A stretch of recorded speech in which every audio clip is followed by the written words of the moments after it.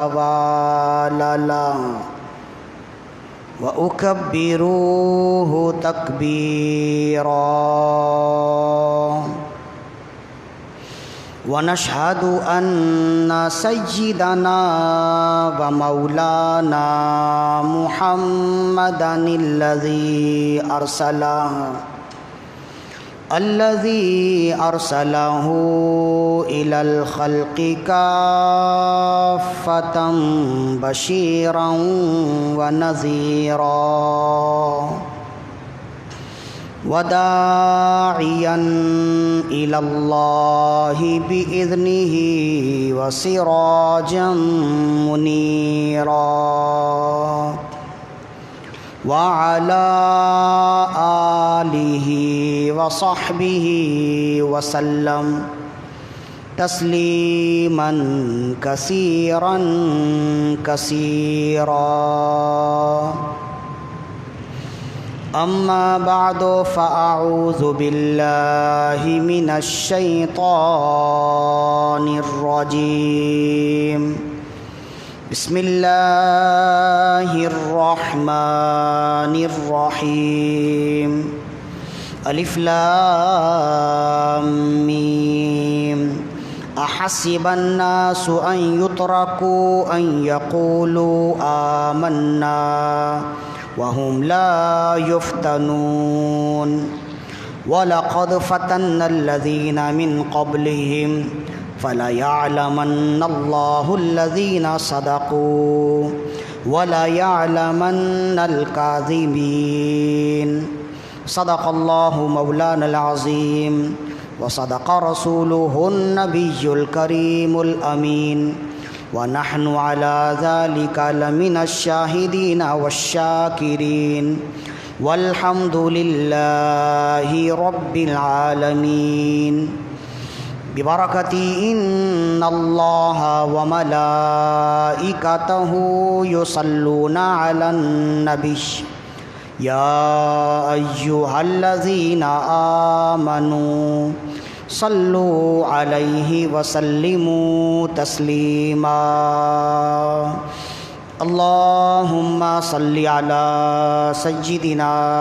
ومولانا محمد كلما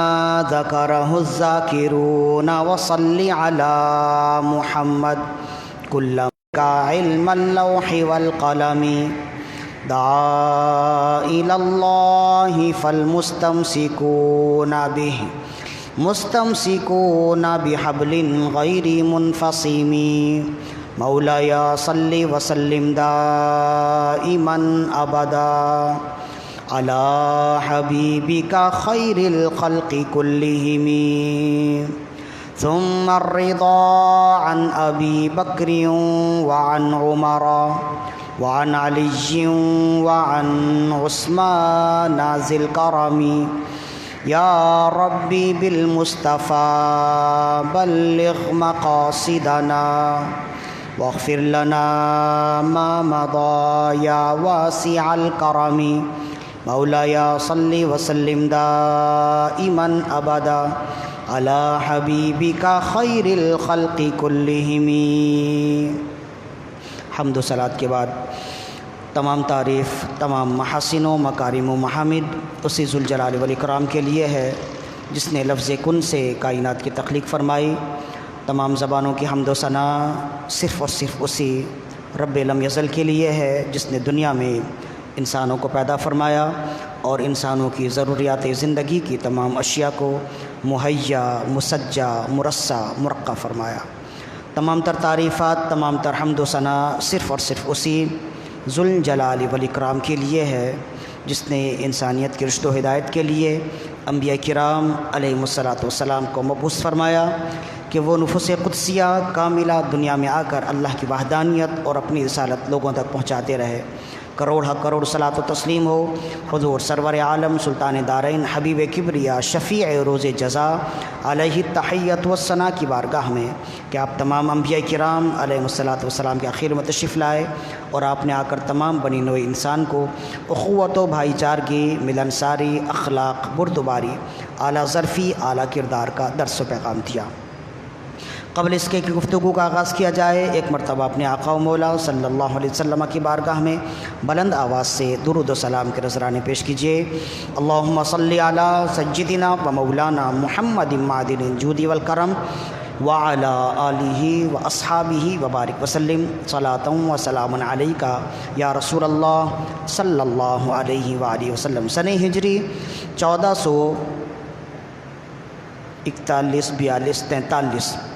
1443 ہے، جس کے یوم عاشور شب عاشور میں ہم موجود ہیں۔ دعا کیجئے کہ اللہ رب العزت سال کے اس پہلے مہینے کی برکتوں سے پورے سال ہمارے لیے برکتوں اور رحمتوں کا نزول فرمائے، ہمارے درمیان سے آفات و بلیات دور ہو جائیں، ہمارے درمیان سے سختیاں دور ہو جائیں، آسانیاں عطا ہو، ہمارے درمیان سے بیماریاں دور ہو جائیں، صحت و عافیت عطا کی جائے۔ آج کی جو شب ہے اسے شب عاشور کہتے ہیں اور محرم الحرام کی 10 تاریخ ہے۔ شب عاشور کہنے کی ایک وجہ تو یہ ہے کہ یہ محرم کی 10 تاریخ ہے اور عاشور کا مطلب ہی 10واں ہوتا ہے، تو محرم کی 10 تاریخ کو شب عاشور یا روز عاشور کہتے ہیں، ایک وجہ تو یہ ہے۔ اور دوسری وجہ یہ بتائی گئی کہ 10 جلیل القدر انبیاء کرام کو 10 نعمتوں سے آج ہی کے دن نوازا گیا، اس وجہ سے ان 10 انبیاء کرام کی 10 نعمتوں کے سبب سے آج کے دن کو یوم عاشور اور شب عاشور کہتے ہیں، جس کو علامہ ابن حجر عسقلانی نے بھی بیان کیا اور علامہ بدر الدین العینی الحنفی رحمۃ اللہ تعالی علیہ نے بھی اپنی کتاب عمدۃ القاری میں بھی اس کو بیان کیا۔ مطلب یہ ہے کہ شب عاشور یا یوم عاشور دونوں کا ایک ہی معنی آپ سمجھ جائیے گا۔ یوم عاشور یعنی آج کی شب اور آج کی شب کے بعد کا جو دن ہے وہ ہر لحاظ سے محترم اور معظم ہے، اور بالخصوص جب امام علی مقام، امام حسین اور آپ کے جملہ رفقا شہدائے کربلا کا واقعہ ہوا، سانحہ ہوا، تو اس واقعے اور سانحہ کے بعد یہ آج کا دن مزید مبارک اور محترم ہو گیا، مزید یادگار ہو گیا۔ ورنہ امام حسین کے واقعے سے پہلے بھی آج کا دن مبارک تھا، معظم تھا، محترم تھا۔ یہ اچھی طرح یاد رکھیے کہ آج کے دن کو منانے کا مقصد، آج کے دن میں ذکر و اذکار کرنے کا مقصد یا آج کے دن میں روزہ رکھنے کا مقصد یہ نہیں ہے کہ آج کے دن چونکہ امام علی مقام، امام حسین رضی اللہ تعالی عنہ کی شہادت ہوئی اور جملہ رفقا کی شہادت ہوئی، شہدائے کربلا کا واقعہ چونکہ آج کے دن رونما ہوا، تو اس واقعے کی مناسبت سے، اس نسبت سے ہم آج کے دن کو معظم اور مکرم مانتے ہیں، ایسا نہیں ہے۔ یوں سمجھ لیجئے کہ اگر عاشور کے دن واقعہ کربلا نہ بھی ہوتا تب بھی آج کا دن ہمارے لیے محترم تھا، اس لیے کہ جلیل القدر انبیاء کرام کے ساتھ جن نعمتوں کا واسطہ ہوا، اللہ رب العزت نے جلیل القدر انبیاء کرام کو جن نعمتوں سے نوازا، وہ ان نعمتوں کو نوازنے کا جو وقت تھا وہ عاشور کا ہی دن تھا، جس سے معلوم ہوا کہ عاشور کا دن اللہ رب العزت کے نزدیک روز ازل سے ہی مبارک اور محترم ہے، اور یہی وجہ ہے کہ عاشور کے دن ہی قیامت برپا کی جائے گی۔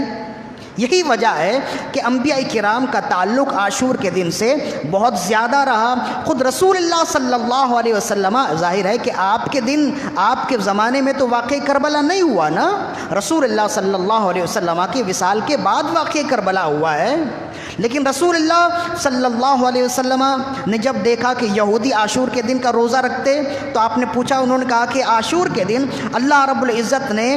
یہودیوں کو، حضرت موسیٰ علیہ السلام کو فرعون اور فرعون کے لشکر سے نجات عطا کی تھی،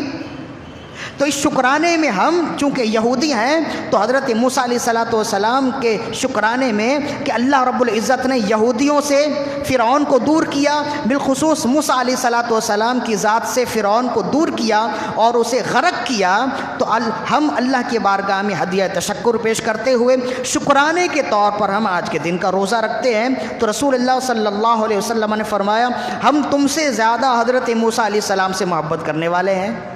لہذا ہم بھی عاشور کے دن روزہ رکھیں گے۔ تو پھر رسول اللہ صلی اللہ علیہ وسلم نے سب کو حکم بھی دیا۔ یہ تو ہے مدینے کی بات کہ رسول اللہ صلی اللہ علیہ وسلم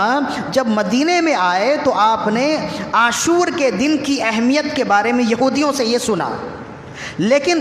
محدثین لکھتے ہیں، بالخصوص ابن حجر نے بھی لکھا ہے، علامہ عینی الحنفی رحمۃ اللہ علیہ نے بھی لکھا ہے کہ مشرکین مکہ، اہل مکہ بھی عاشور کے دن کو مبارک سمجھتے تھے، اہل مکہ بھی عاشور کے دن کو مبارک سمجھتے تھے، حالانکہ وہ اہل کتاب نہیں ہیں،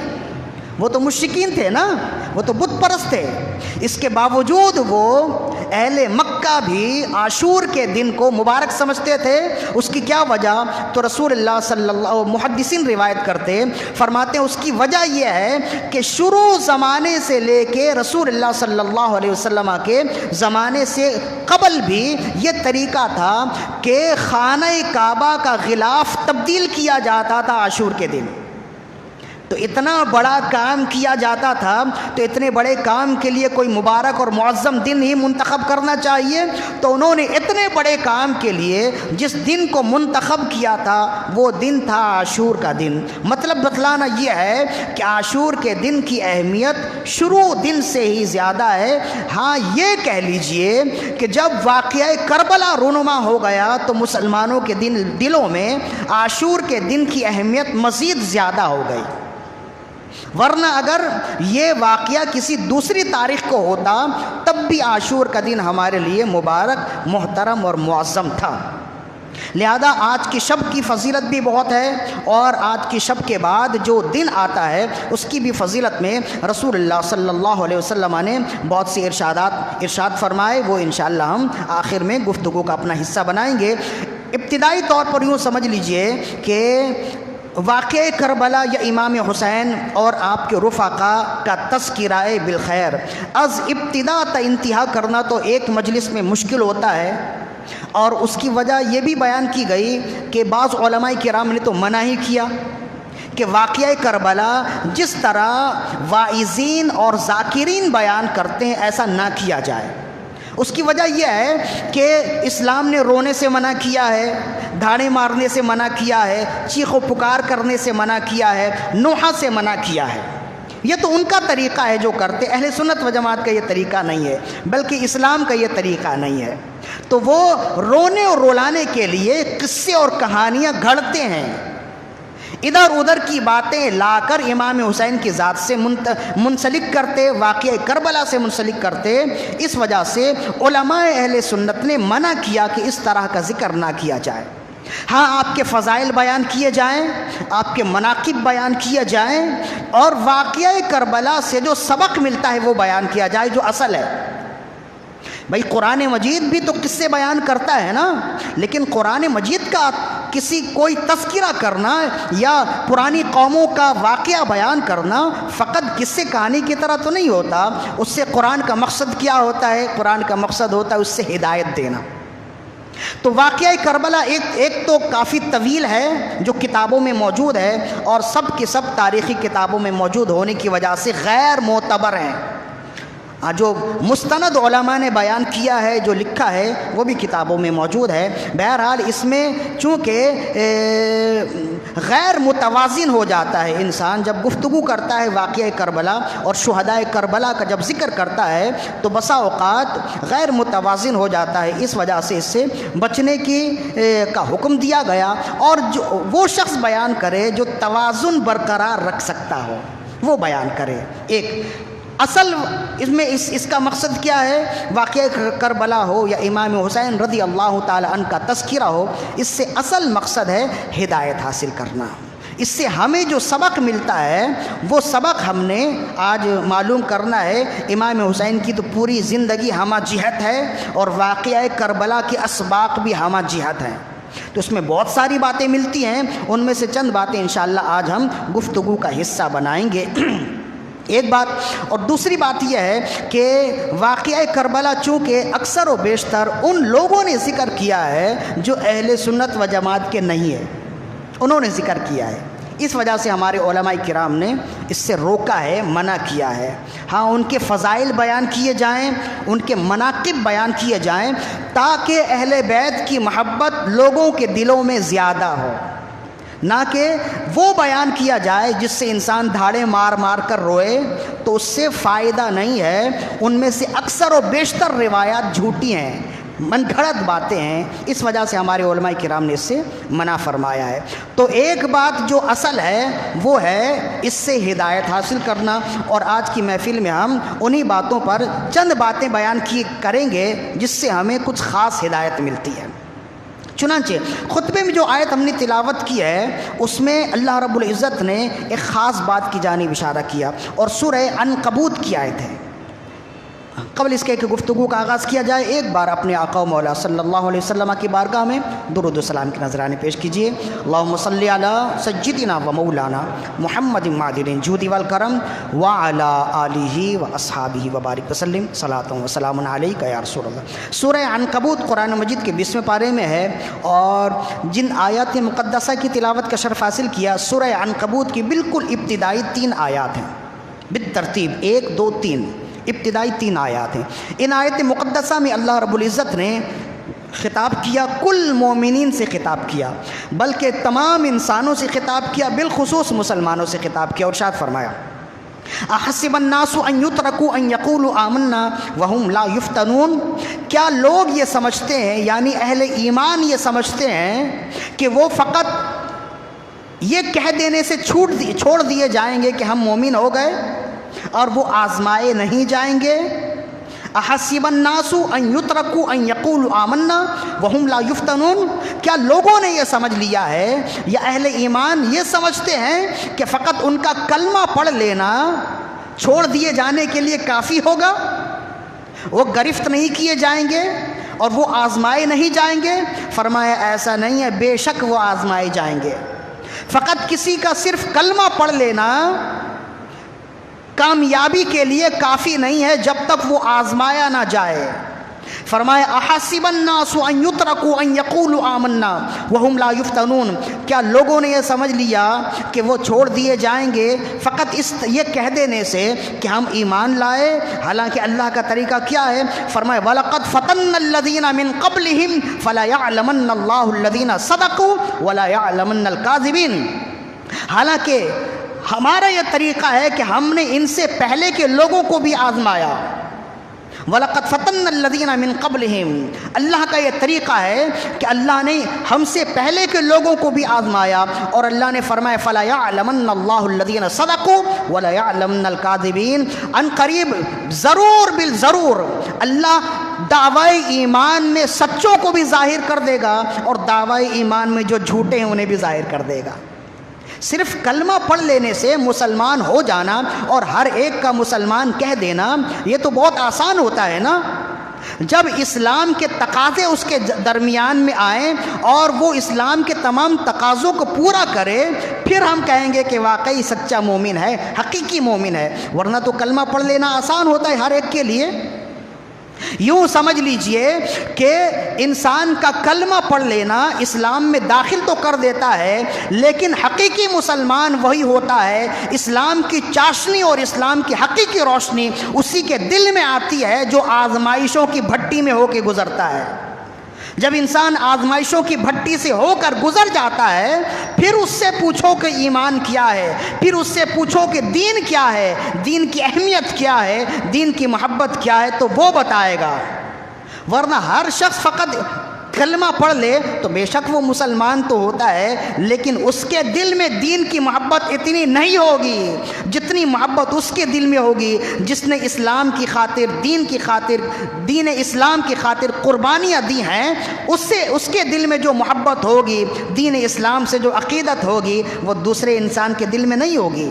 اسی وجہ سے جو شخص کہتا ہے کہ میں مسلمان ہو گیا، تو اللہ رب العزت نے فرمایا فقط تمہارا مسلمان کہہ دینا تمہارے لیے کافی نہیں ہے جب تک تم آزمائے نہ جاؤ۔ تم آزمائے جاؤ گے، مطلب یہ ہے کہ ہر شخص آزمائشوں کی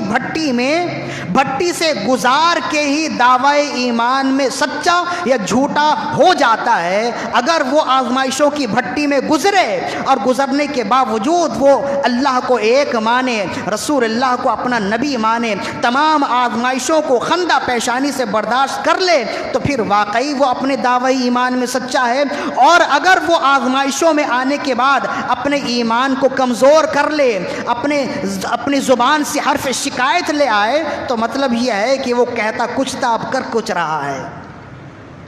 چنانچہ سب سے پہلے تو ابتدائی طور پر یوں سمجھ لیجئے کہ یہ آیت کن کے لیے نازل ہوئی، تو محدثین اور مفسرین کرام نے ارشاد فرمایا، بالخصوص امام ابو عبداللہ القرطبی المالکی رحمہ اللہ نے لکھا، فرمایا یہ آیت 3 افراد کے لیے نازل ہوئی ہے۔ سب سے پہلی جماعت، فرمایا کہ جب رسول اللہ صلی اللہ علیہ وآلہ وسلم مکے سے ہجرت فرما کر مدینہ تشریف لے آئے، تو بہت سارے لوگ ایسے بھی تھے جو ابھی تک مکے میں ہی تھے، مختلف مصائب کی وجہ سے، پریشانیوں کی وجہ سے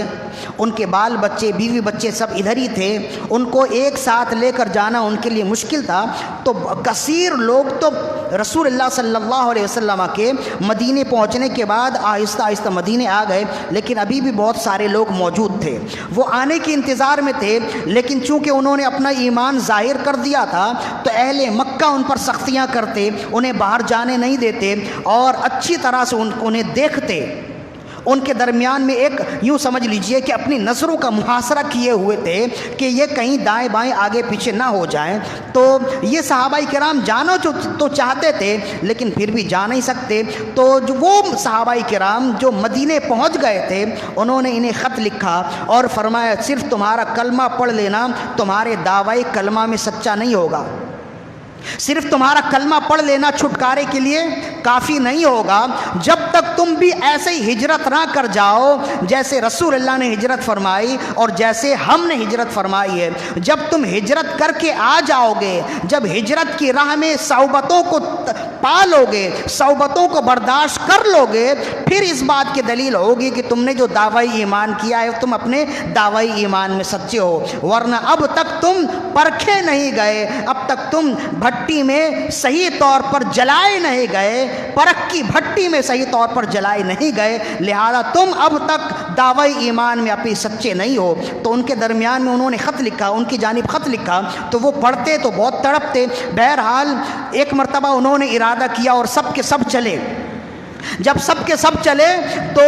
پیچھے کسی نے اپنے بیٹے کو چھوڑا، کسی نے اپنی بیوی کو چھوڑا، کسی نے اپنی بہن کو چھوڑا، کسی نے باپ کو چھوڑا، کسی نے ماں کو چھوڑا، کسی نے گھر کو چھوڑا، کسی نے باغ چھوڑا، کسی نے کھیتی چھوڑی، کسی نے اپنی جائیداد چھوڑی، اور روتے تڑپتے ہوئے چلے۔ اور راستے میں بعض تو چھپتے چھپاتے مدینے پہنچ گئے اور بعض راستے میں ہی شہید کر دیے گئے۔ یوں سمجھ لیجئے کہ جب وہ مکے سے ہجرت کر کے مدینے کی جانب نکلنے کے لیے انہوں نے ارادہ کر لیا، اور بعضوں نے قربانی دی، بعضوں نے اولاد کی قربانی دے دی، بعض نے اپنی جائیداد کی قربانی دی، بعض نے اپنے گھر بار کی قربانی دی، بعض نے اپنے اہل و عیال کی قربانی دی، اور پھر آگے بڑھ کے بعض نے اپنی جان کی قربانی دی۔ پھر اس قربانی کے بعد ہجرت کر کے بعض بچے کچے جو صحابہ کرام مدینے آ گئے، تو ان کے آنے کے بعد پھر قرآن مجید کی آیت نازل ہوئی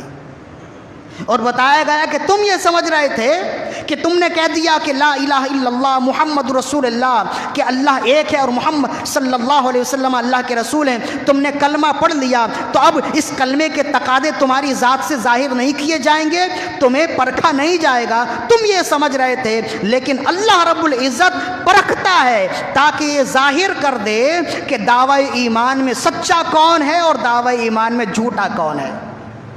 تو بعض منافقین بھی تھے جو پیچھے رہ گئے، انہوں نے کہا ہم نے اپنا کاروبار چھوڑنا نہیں ہے، ہم نے اپنا گھر بار چھوڑنا نہیں ہے۔ تو جو پیچھے رہ گئے، جنہوں نے انکار کیا، یہ بات ثابت ہو گئی کہ وہ دعوی ایمان میں جھوٹے تھے۔ اور جنہوں نے قربانیاں پیش کی، اپنی جان کی قربانی پیش کی، اولاد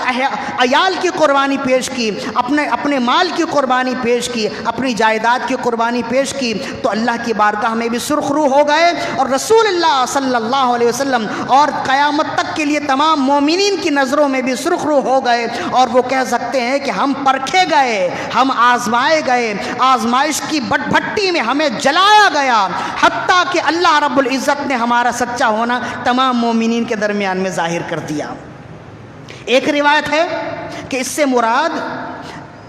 تمام صحابہ کرام ہیں، وہ صحابہ کرام جو ہجرت کے بعد بھی، رسول اللہ کے ہجرت کے بعد بھی مکے میں موجود تھے، ان کے لیے یہ آیت نازل ہوئی، اور اختصاراً یہ واقعہ ان کے درمیان میں ہوا۔ امام خازن نے بھی لکھا ہے، امام قرطبی نے بھی لکھا ہے۔ دوسرا فرماتے ہیں کہ حضرت عمر بن خطاب رضی اللہ تعالی عنہ کے ایک صحابی، آپ کے ایک غلام تھے حضرت مہجا، میم ہے جیم عین دو چشمی ہے، مہجا رضی اللہ تعالی عنہ، یہ حضرت عمر بن خطاب رضی اللہ تعالیٰ عنہ کے غلام تھے، اور اپنے والدین کے اکلوتے بیٹے تھے، اکلوتے تھے۔ حضرت عمر بن خطاب رضی اللہ تعالیٰ عنہ کی سرپرستی میں تھے، آپ کی کفالت میں تھے۔ تو جب بدر کا معرکہ ہوا تو بدر کے معرکے میں حضرت مہجا رضی اللہ تعالیٰ عنہ سب سے پہلے آگے بڑھے، اور سب سے پہلے آپ ہی کو شہید کیا گیا۔ تو اسلام، یعنی اسلام کی سب سے پہلی جنگ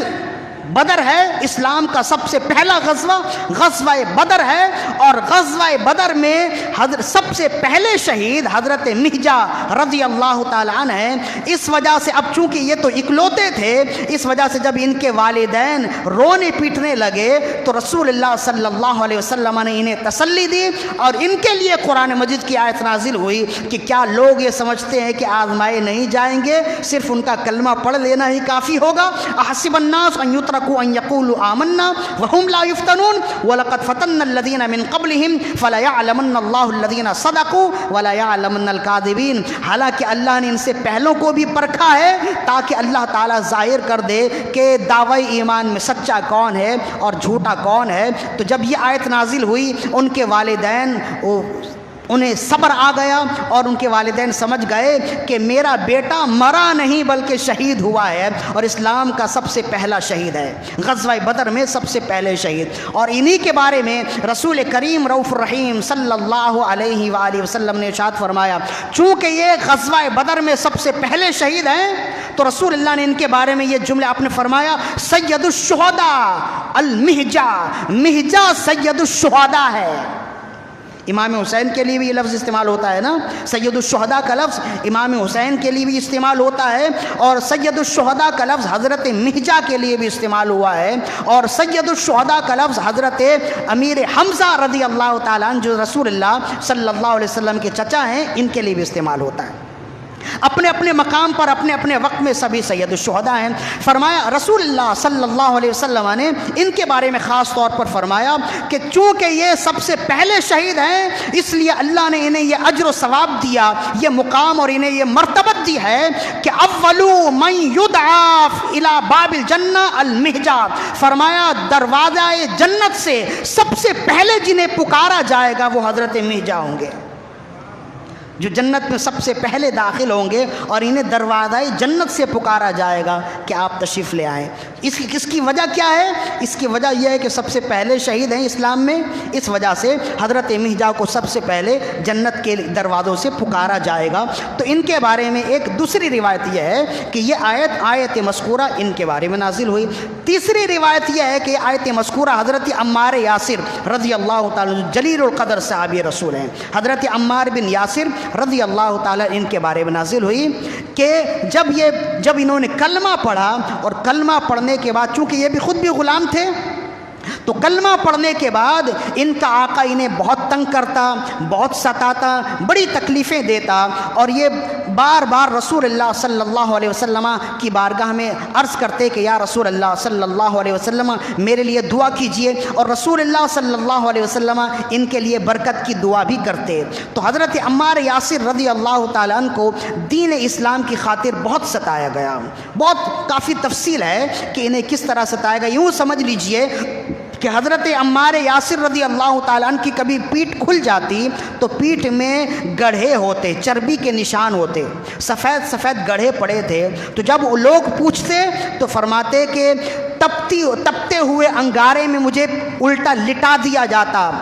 اور اس وقت تک مجھے اٹھایا نہ جاتا جب تک میری پیٹھ سے نکلنے والی چربی سے وہ آگ ختم نہ ہو جاتی، ٹھنڈی نہ ہو جاتی۔ ایسی سخت آزمائشوں سے حضرت عمار یاسر رضی اللہ تعالیٰ عنہ گزرے۔ تو حضرت عمار یاسر رضی اللہ تعالیٰ عنہ کے لیے ایک تیسری روایت یہ ہے کہ یہ آیت نازل ہوئی کہ اس کی ایک وجہ تو یہ ہے، اور دوسری وجہ یہ ہے کہ اللہ کے دین کی خاطر ان کے والد گرامی بھی شہید ہوئے۔ ان کی والدہ سمیہ یہ بھی اسلام کی سب سے پہلی شہید خاتون ہے، شہیدہ خاتون۔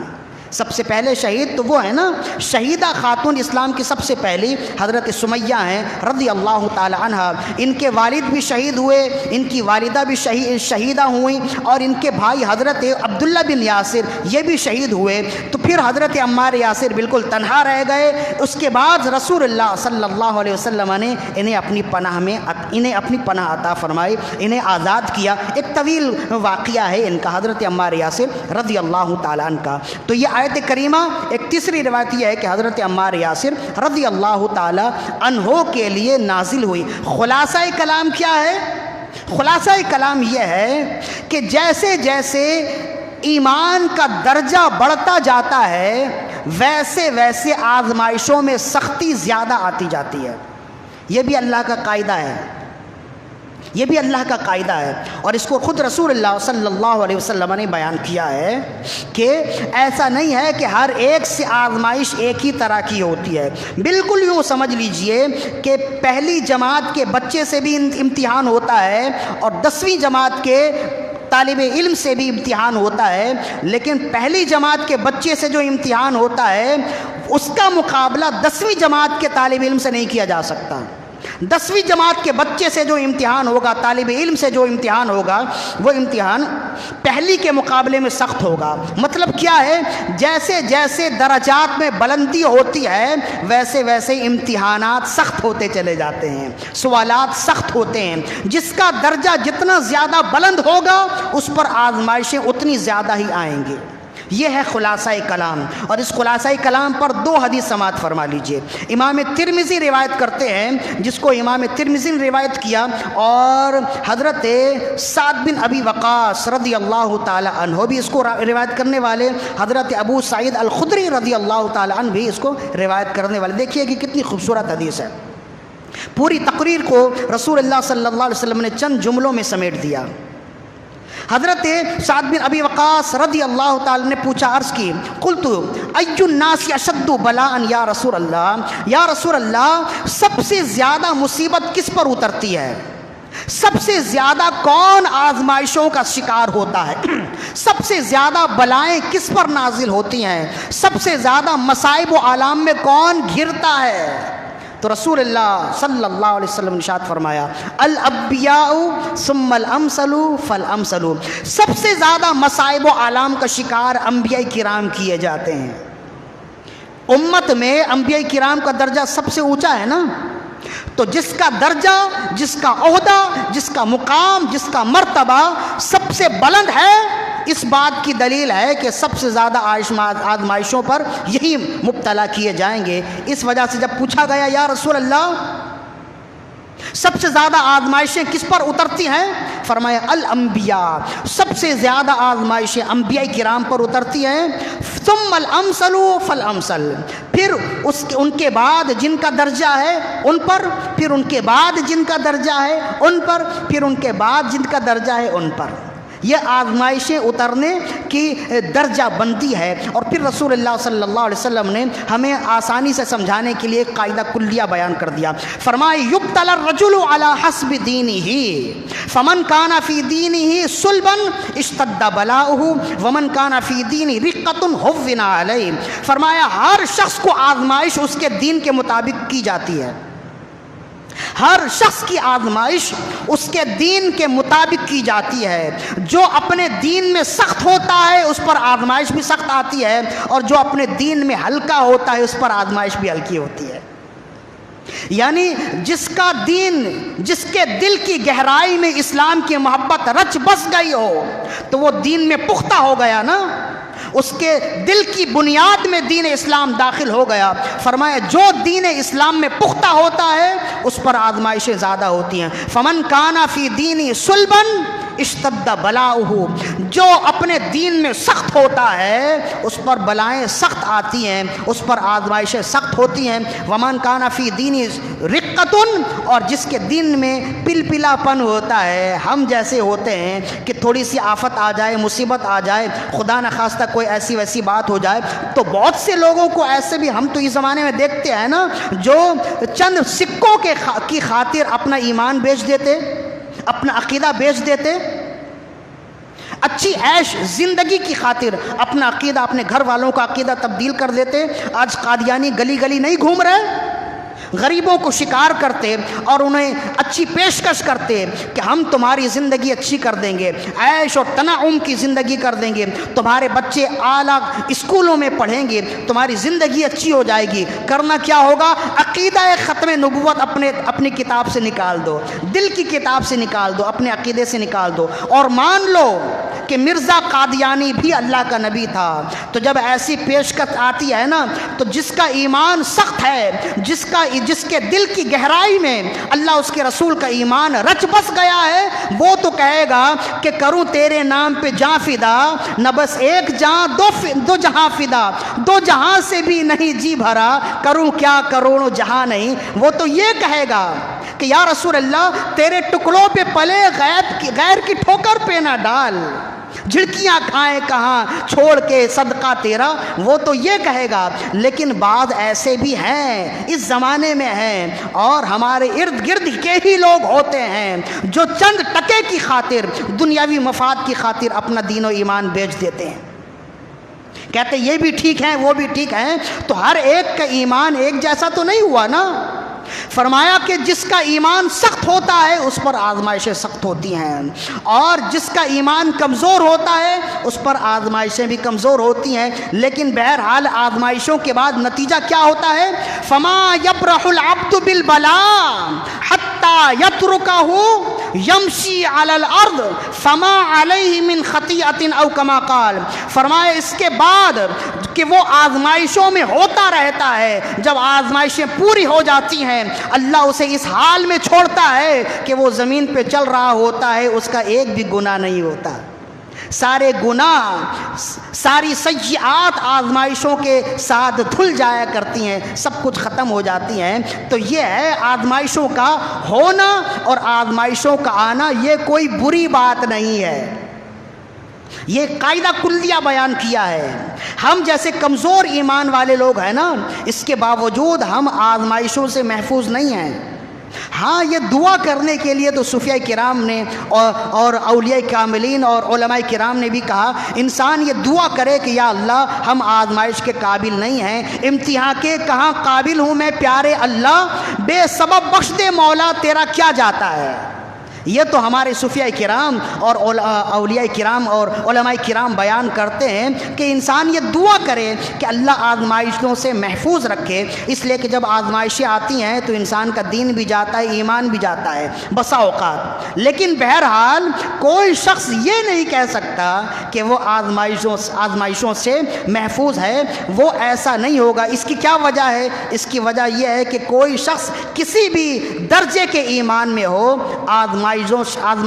سے گزرنا اس کے لیے لازم ہے، اس لیے کہ یہ اللہ کا طریقہ ہے،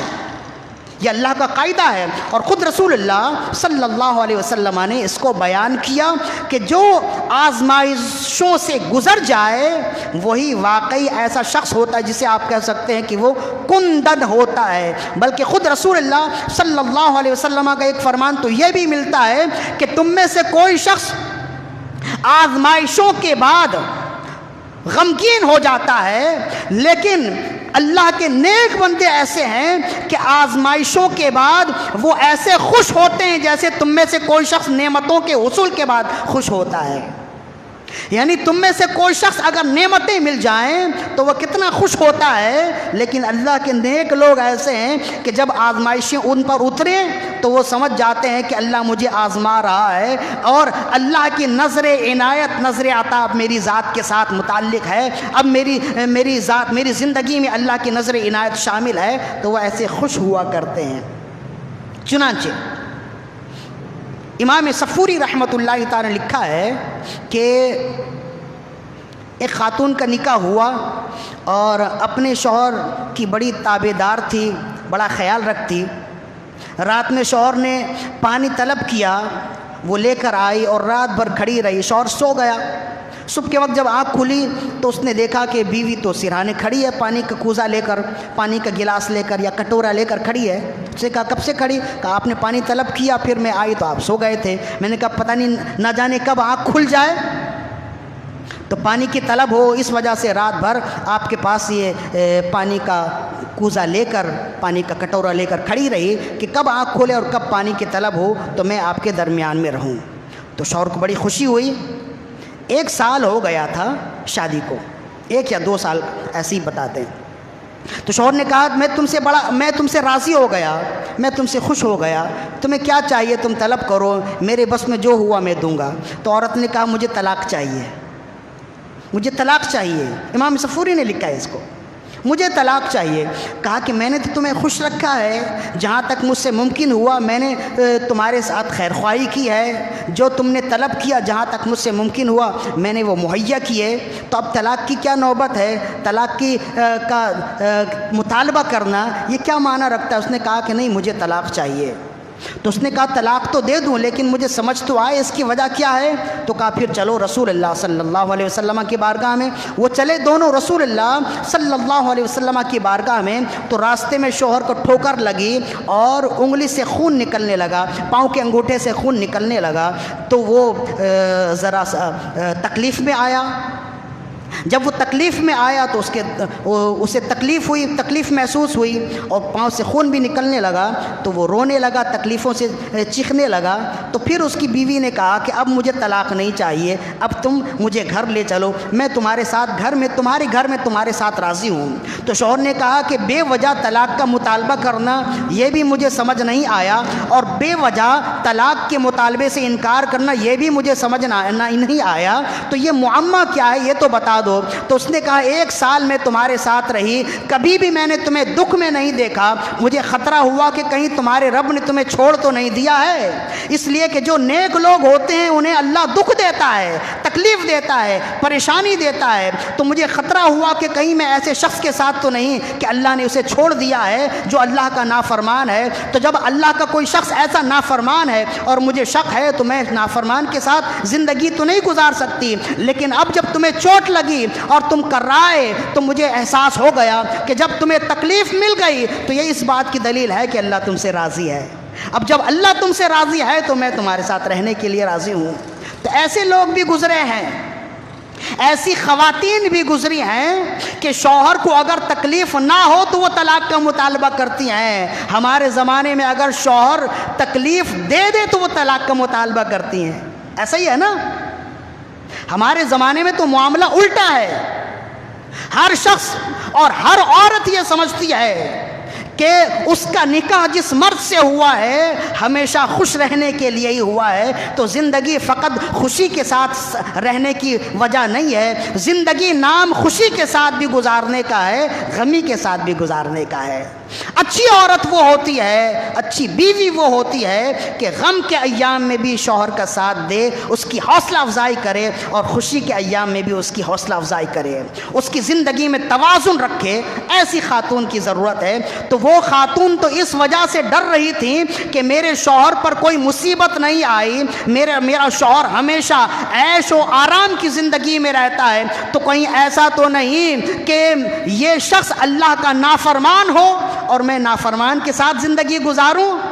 تو ایسے شخص کے لیے تو بہتر ہی، میرے لیے تو ایسے شخص کے مقابلے میں بہتر یہ ہے کہ میں طلاق لے لوں۔ آج کی خواتین اس بات سے درس حاصل کریں اور سوچیں کہ شوہر کا اچھی زندگی گزارنا یہ بھی اس کے لیے بہتر ہوتا ہے، اور آزمائشوں میں مبتلا ہو جانا یہ بھی اس کے لیے بہتر ہوتا ہے، یہ بھی اس کے لیے بہتر ہوتا ہے۔ فقط اچھی زندگی گزارنے کا نام شریک حیات نہیں ہے۔ شریک حیات کا مطلب وہ ایسی عورت ہے کہ اچھے وقت میں بھی شوہر کا ساتھ دے، برے وقت میں بھی شوہر کا ساتھ دے، وہ اسے اس خاتون کو کہتے ہیں یہ شریک حیات ہے۔ ورنہ ایسی عورت جو اچھے موقع پر ساتھ دے وہ شریک فرحت تو ہو سکتی ہے، شریک حیات تو نہیں ہو سکتی۔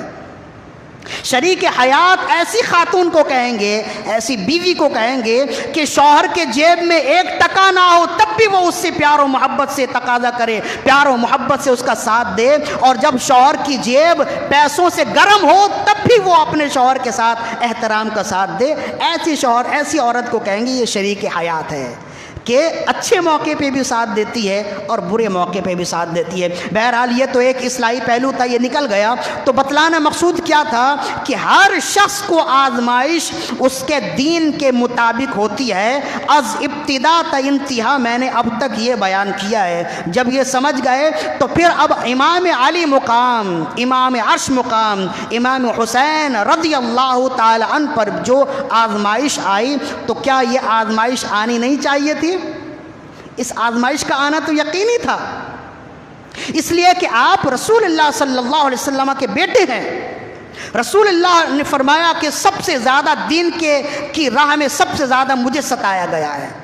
تو جب آپ سید الشہداء ہیں، نواسۂ رسول ہیں، مولا علی کے بیٹے ہیں، جناب سیدہ کے بیٹے ہیں، ہر جہت سے آپ کا مقام و مرتبہ بلند و بالا ہے۔ یہی تو رسول اللہ نے فرمایا جس کا مقام جتنا بلند ہوتا ہے اس پر آزمائش اتنی زیادہ ہوتی ہے۔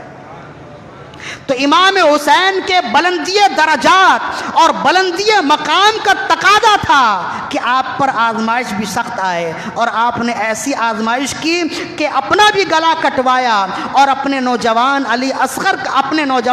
اکبر کا بھی گلا کٹوایا اور اپنے چھوٹے بیٹے علی اصغر کا بھی گلا کٹوایا، اور بتا دیا کہ ہم وہ لوگ ہیں، ہم اس خاندان سے تعلق رکھتے ہیں کہ جب آزمائشیں آ جائیں تو ہم تڑپتے نہیں ہیں، بلکتے نہیں ہیں، آہ فغاں نہیں کرتے، بلکہ سر جھکا کے یہی دعا کرتے ہیں یا اللہ جس بات پر تو راضی ہے میں بھی اسی بات پہ راضی ہوں۔ ایسے ہی لوگ ہونے چاہیے کہ آزمائشوں پر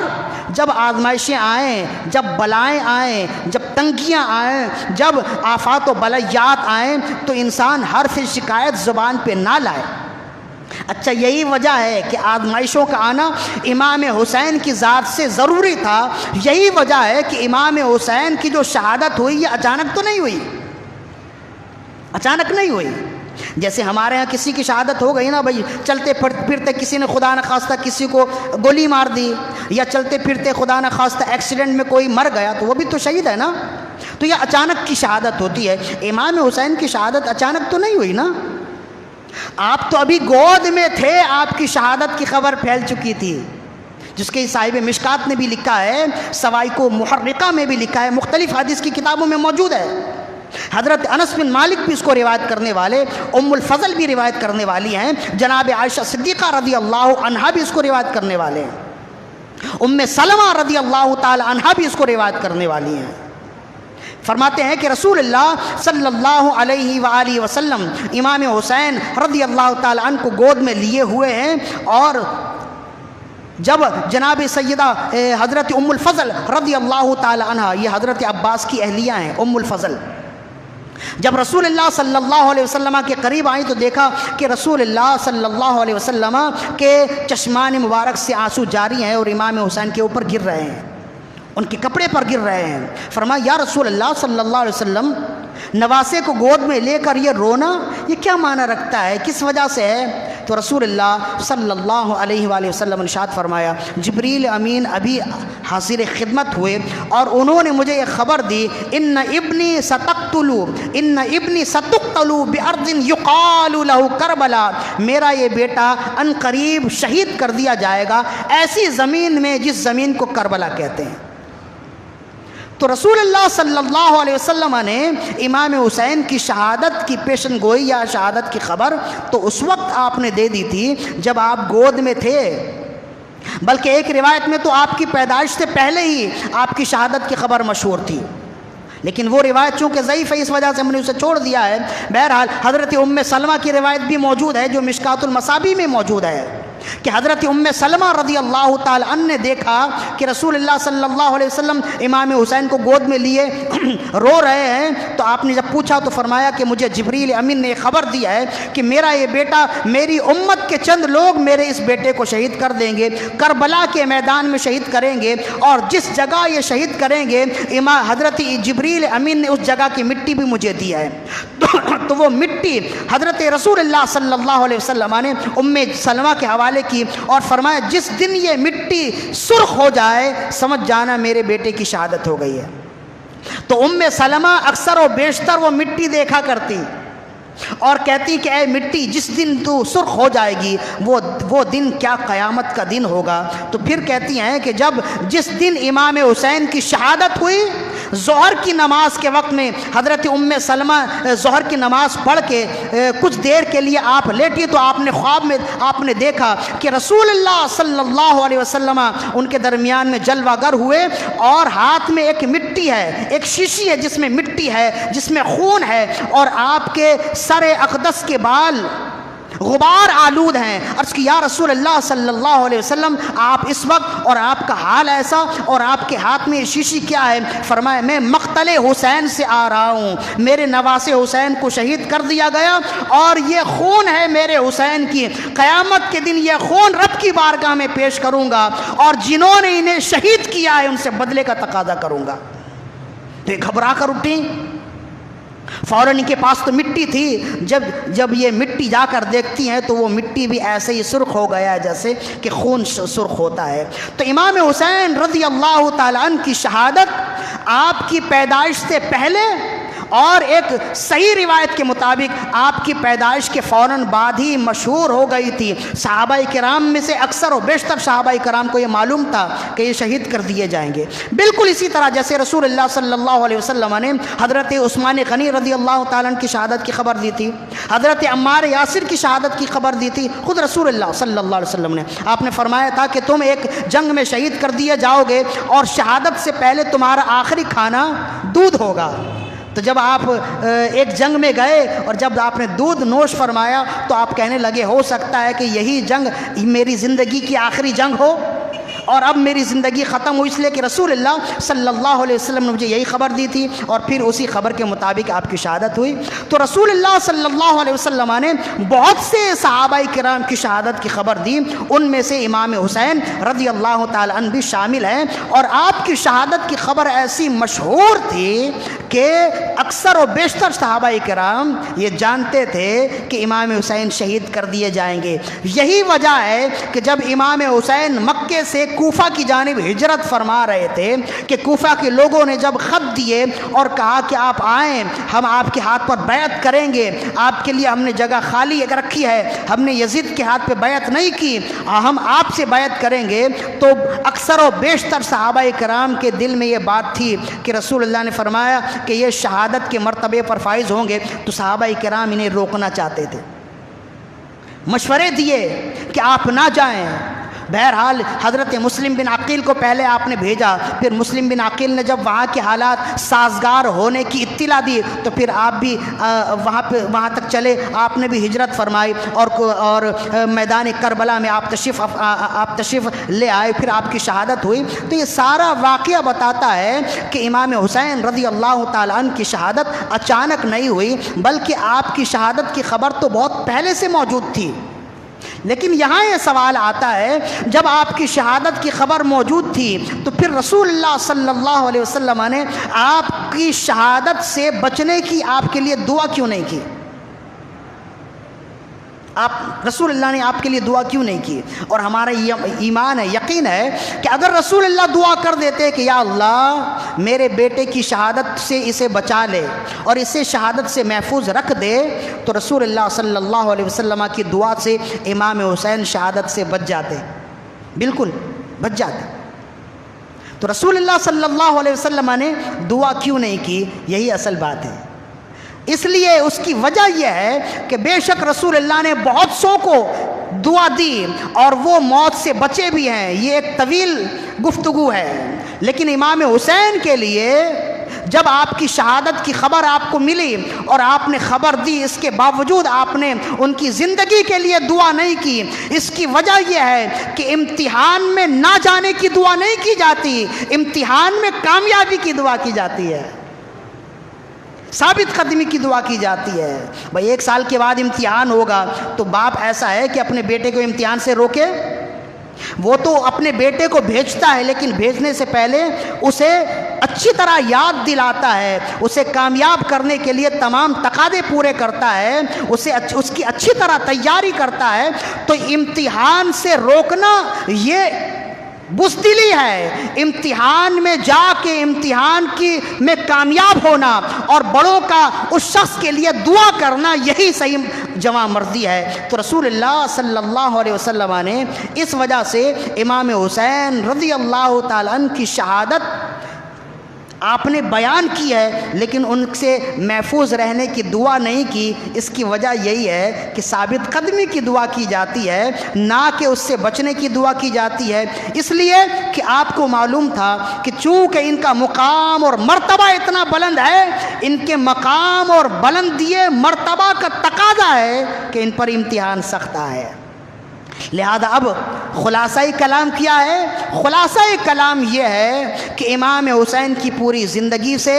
واقعہ کربلا سے ہمیں یہ بات معلوم ہوتی ہے کہ اپنی زندگی میں آزمائشوں کے آنے کے بعد آہ و بکا نہ کرے، بیزاری کا اظہار نہ کرے کہ سب کچھ میرے ساتھ ہی ہونا ہے، بیمار بھی میں ہو گیا، بچہ بھی بیمار ہو گیا، نوکری بھی میری چھوٹ گئی، گھرانے والے بھی چھوٹ گئے، خدا نخواستہ بیوی بھی چھوڑ کر چلی گئی، تو یہ آزمائش ہے نا، یہ تو مصیبتیں ہیں۔ تو انسان کو کبھی بھی مصیبتوں میں بددلی کا اظہار نہیں کرنا چاہیے، یہ سمجھنا چاہیے کہ پیارے مسلمان معمولی سی مشکل سے گھبراتا ہے۔ دیکھ حسین نے دین کی خاطر سارا گھر قربان کیا۔ جب بھی مصیبت آئے، جب بھی پریشانی آئے تو یہ سمجھ جائیے کہ بے شک میرا رب مجھ سے راضی ہو رہا ہے، بے شک میرا رب مجھ سے راضی ہے۔ رب جن سے ناراض ہوتا ہے انہیں کھلی چھٹی دے دیتا ہے، تم جاؤ اپنی مرضی کا کام کرو۔ لیکن جب رب جس سے راضی ہوتا ہے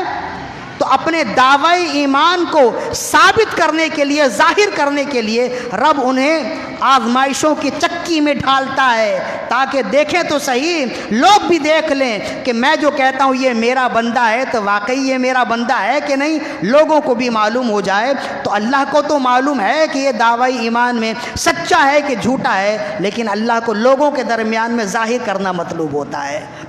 تو میرا پیغام یہی ہے آج کی اس محفل میں۔ آج کی محفل بس اتنی ہے، پھر انشاءاللہ جمعے کی محفل بھی ہوگی، پھر اس کے بعد یہ پورا مہینہ ہے، یہ پورے مہینے انشاءاللہ ہم تذکرہ اہل بیت بھی کریں گے، امام حسین کا مزید ذکر ہوگا، کربلا کا بھی مزید ذکر ہوگا۔ اصل چیز تو ہدایت ہے نا، اصل چیز تو دعوت ہے، اور اصل ہدایت اور دعوت ہمیں اس سے کیا ملتی ہے؟ اصل سبق ہمیں کیا ملتا ہے؟ سبق یہ ملتا ہے کہ ہر شخص آزمایا جائے گا، جس کا مقام اور مرتبہ جتنا زیادہ ہوتا ہے اس پر آزمائشیں اتنی زیادہ ہوتی ہیں۔ تو کبھی بھی آزمائشوں کے آنے سے انسان کو چاہیے کہ وہ بددل نہ ہو، رونا دھونا نہ کرے، آہ و بکا نہ کرے، بلکہ رضیت برضا اللہ رضیت بقضاء اللہ کا ہے۔ یہ امام حسین کا آخری جملہ تھا نا، جب آپ کو شہید کر دیا جا رہا تھا تو آخری جملہ جو آپ نے کہنا چاہیے، بچہ بیمار ہو جائے، خدا نخواستہ گھر میں کسی کا انتقال ہو جائے تو آہ و بکا کرنے کے بجائے یہ کہے کہ یا اللہ تیری مرضی پہ میں راضی ہوں۔ نوکری ہے تب بھی اللہ کی مرضی ہے، اور اگر نوکری چھوٹ گئی تب بھی اللہ کی مرضی ہے، گھر میں کھانا ہوا تب بھی اللہ کی رضا ہے، اگر کھانا نہ ہوا تب بھی اللہ کی رضا ہے۔ حضرت سفیان ثوری نے ایک شخص کو دیکھا جو جنگل میں یوں ہی دھوپ میں لیٹا ہوا ہے، مکھیاں اس کے دائیں بائیں گھوم رہی ہیں اور بالکل بے پرواہ لیٹا ہوا ہے اور سویا ہوا ہے۔ حالانکہ اس کے چہرے سے بھوک کے آثار نمودار ہیں، بھوک کے آثار ظاہر ہو رہے ہیں، بالکل مفلسی کے آثار اس کے پورے جسم سے ظاہر ہو رہے ہیں۔ آپ اس کے قریب گئے، حضرت ابراہیم بن ادھم کا واقعہ، آپ اس کے قریب گئے، آپ نے اس سے پوچھا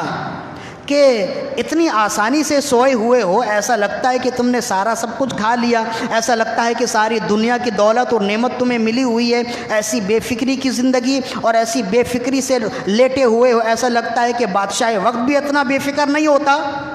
تو اس نے کہا میں کیوں فکر مند ہوں، مجھے بے فکری کیوں کرنا ہو کہ ہوائیں میری مرضی سے چلتی ہیں، بادل میری مرضی سے اٹھتے ہیں، بارش میری مرضی سے ہوتی ہے، سبزہ میری مرضی سے اگتے ہیں، سب کچھ میری مرضی سے ہوتے ہیں۔ تو جب سب کچھ میری مرضی سے ہے تو میں فکر مند کیوں ہوں؟ اور میں اس قدر آسودہ حالی میں نہ رہوں تو پھر کون رہے گا اس قدر آسودہ حالی میں؟ تو حضرت ابراہیم بن ادھم نے اس کو دیکھا، سر سے لے کے پاؤں تک دیکھا تو وہ فقیر مفلس نظر آ رہا ہے اور اس قدر بے پرواہ ہے۔ تو اس نے کہا حضور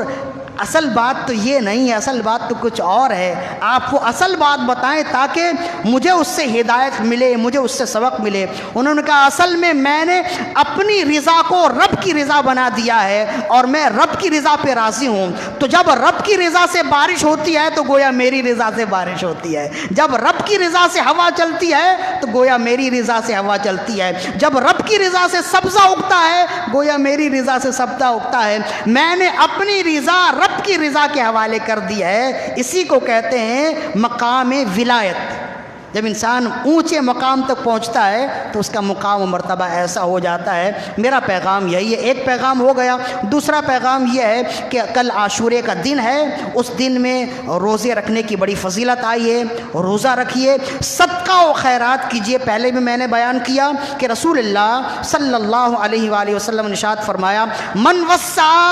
فی عیالہ و اہلہ یوم عاشوراء وسع اللہ لہ فی سائر سنتہ او کما قال۔ حضرت ابو ہریرہ اس کے راوی ہیں۔